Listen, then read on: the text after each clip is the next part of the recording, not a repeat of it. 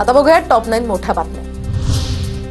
निलंबित पोलीस अधिकारी रणजित कासले पोलिसांच्या ताब्यात। कासलेला स्वारगेटमधून पोलिसांनी घेतलं पहाटे ताब्यात। रणजित कासले काल दिल्लीमधून पुण्यात आला होता। मंगेशकर रुग्णालयासंदर्भात ससून रुग्णालयाच्या वैद्यकीय समितीचा 6 पानांचा अहवाल पुणे पोलिसांना सादर। रुग्णालय आणि घैसास यांच्यावर अहवालात ठपका नाही, सूत्रांची माहिती। वाघ्या कुत्र्याची समाधी हटवण्यावर संभाजीराजे ठाम, तर दंतकथेतील कुत्र शिवरायांच्या समाधीस्थळी असणं चूक, संभाजीराजांची प्रतिक्रिया।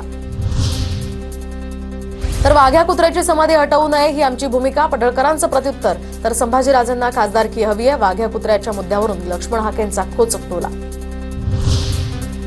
स्थानिक स्वराज्य संस्थेच्या निवडणुका स्वबळावर लढवा, काँग्रेस शहर अध्यक्षांची राहुल गांधी यांना विनंती, सूत्रांची माहिती। तर राहुल गांधींनी राज्यातील प्रत्येक शहरातला अहवाल मागवला, अशी ही सूत्रांची माहिती। मुंबई ठाणे व्यतिरिक्त युती होणं अवघड, तर इतर ठिकाणी युती झाल्यास आनंदच, पण अवलंबून राहू नका, शिवसेनेच्या नेत्या नीलम गोऱ्हेंचं मोठं विधान।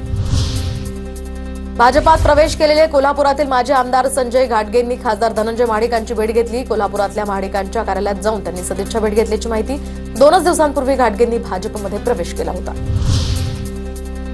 किरीट सोमय्या आज मुलुंडमध्ये ठिय्या आंदोलन करणार, अनधिकृत मशीद आणि मशिदीवरील अनधिकृत भोंग्यांविरोधात आंदोलन करणार।